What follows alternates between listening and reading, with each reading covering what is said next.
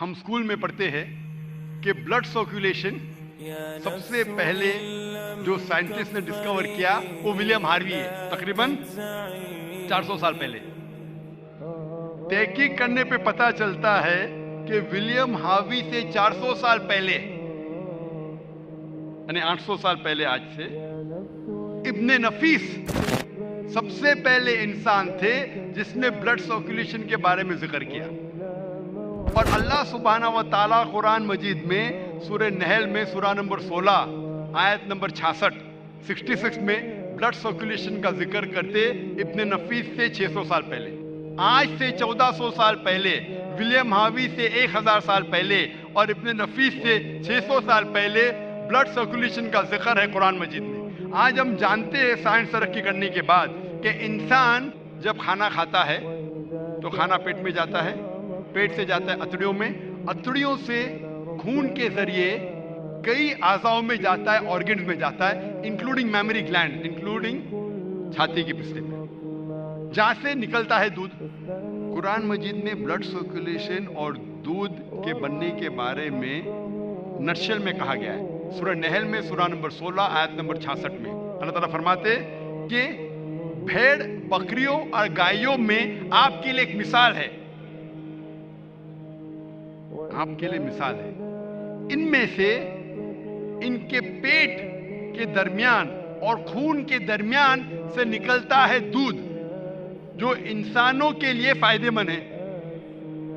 اس آیت میں اللہ تعالیٰ ذکر کر رہے ہیں blood circulation and production of milk کے بارے میں. اس وقت ابن نفیس سب سے پہلے انسان تھے جس نے سمجھایا بلڈ سرکولیشن کے بارے میں. ہم اسکول میں جب ورلڈ میپ آف جیوگرافی ہم ڈرا کرتے اسکول میں، سب سے پہلے شخص جس نے دنیا کا نقشہ بنایا اس کا نام تھا الادروسی، سن 1154 میں، 1154 میں. لیکن مسلمان جب نقشہ بناتے تھے دنیا کا، اوپر تھا ساؤتھ پول، نیچے تھا نارتھ پول، بیچ میں تھا کعبہ. ویسٹرن کارٹوگرافرز آئے اور نقشے کو الٹا کیا، ورلڈ میپ کو الٹا کیا، نارتھ پول اوپر، ساؤتھ پول نیچے، لیکن پھر بھی کعبہ بیچ میں، الحمدللہ. تو سب سے پہلے انسان تھے الادروسی سن 1154 میں. ہم جو سیکھتے ہیں اسکول میں نیومرلز، دو قسم کے نیومرلز ہیں، 1 2 3 4 5 6. ایک قسم کے نیومرلز ہے رومن نیومرلز، ایک لکیر اوپر دو، پھر دوسری لکیر، جو بہت مشکل ہے لکھنا. ہم ہندوستانی لوگ نے ایجاز کیے زیرو کو، عرب نے زیرو کو لیے اور ترقی کرنے کے بعد ڈیسیمل پوائنٹ ایڈ کیے اور دنیا کو دکھلایا عربک نیومرلز. جو 1 2 3 4 5 6 ہم پڑھتے ہیں اسے کہا جاتا ہے عربک نیومرلز، کیونکہ عربوں نے ایجاد کیا. ڈیسیمل پوائنٹس اور زیرو کو ملا کے 1 2 3 4 جو ہم لکھتے ہیں وہ مسلمان نے ایجاد کرا ہے، عربک نیومرل. ہم جب میتھمیٹکس میں پڑھتے ہیں پائتھاگورس تھیورم کے بعد، پائتھاگورس تھیورم جو ہم پڑھتے ہیں اسکول میں، اس کا فارمولا ہے that the square of the hypotenuse is equal to the sum of the square of the other two sides of the triangle. Triangle کے اندر جو سب سے بڑا لائن ہے اس کا اسکوائر ایکول ہے باقی دو ٹرائنگل کے سائڈز کے اسکوائر کو جمع کرنے کے بعد. پائتھاگورس تھیورم کے بارے میں سیکھتے ہیں، لیکن اس تھیورم میں یہ نہیں ہم سیکھتے کہ پائتھاگورس تھیورم کو سب سے پہلے کس نے کہا تھا. الطوسی. الطوسی مسلمان تھا. میتھمیٹکس میں ہم سیکھتے ٹریگنومیٹری کے بارے میں. Who is the father of trigonometry? Trigonometry کے فادر ہے، ٹریگنومیٹری کے والد ہے البرونی، مسلمان. کتنے لوگ جانتے الکھندی کو؟ الکھندی نے کہا کہ all laws are relative. اس وقت جب گیلیلیو، ڈیسکارٹس، آئزیک نیوٹن کہتے تھے کہ all laws are absolute، اس وقت الکھندی کہتے تھے all laws are not absolute. اس کے بعد کئی سال بعد البرٹ آئنسٹائن آئے، انہوں نے پروپاؤنڈ کیا تھیوری آف ریلیٹیوٹی. हम सब जानते हैं एल्बर्ट आइंस्टाइन को मिला नोबेल प्राइज। कितने लोग जानते हैं अल-हिंदी के बारे में? कितने लोग? ये असर है मगरबी तालीम का। असल में जो थे साइंटिस्ट, उनका नामो निशान मिट गया। हम स्कूल बुक्स में अल-हिंदी के बारे में नहीं पढ़ते, इब्न नफीस के बारे में नहीं पढ़ते, अल-अब्दुसी के बारे में नहीं पढ़ते, अल-अदरुसी के बारे में नहीं पढ़ते। कई साल पहले 3 भाई थे, मोहम्मद, अहमद और हसन शाकिर। ये 3 भाइयों ने रेड सी पे एक डिग्री के जरिए सरफेस एरिया मेजर किया सारे अर्थ का। अपने इस धरती का सरफेस एरिया मेजर किया उस वक्त जब लोग समझते थे कि धरती चपटी है, द अर्थ इज फ्लैट। उस वक्त ये 3 भाइयों ने रेड सी के एक डिग्री के जरिए सरफेस एरिया मेजर किया, जो आज साइंस कहती है माशाअल्लाह काफी हद तक अल्हम्दुलिल्लाह सही है। हम पढ़ते केमिस्ट्री में, फादर ऑफ केमिस्ट्री गेबर। गेबर का नाम कभी कभी हम सुनते हैं। गेबर कौन है? गेबर जाबिर इब्न हय्यान।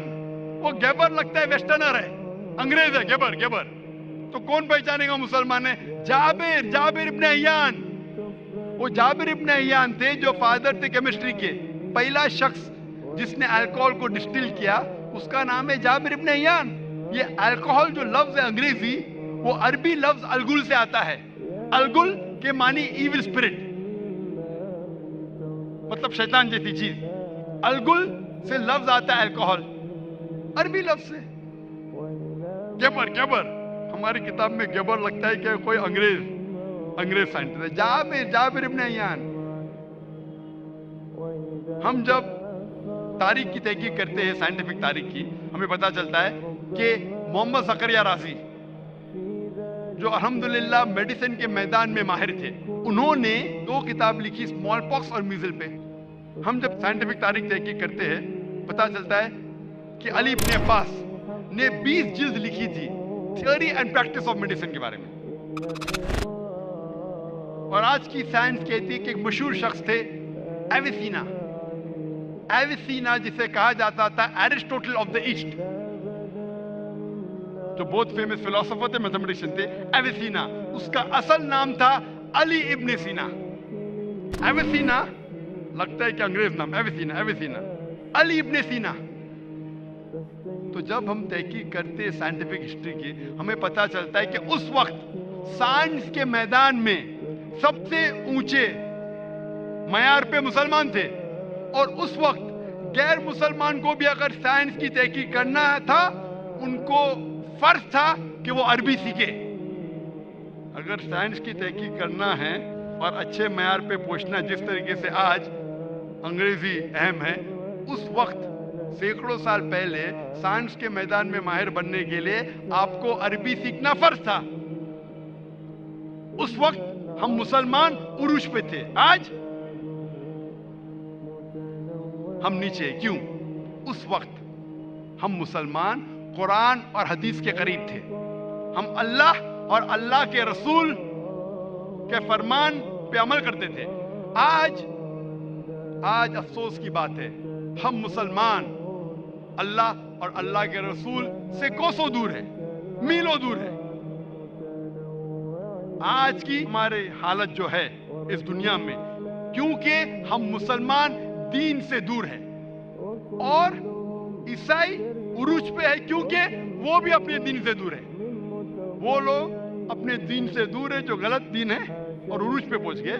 हम हमारे सही दीन से दूर है, दीनुल हक से, और आज हमारी हालत कि हम नीचे है।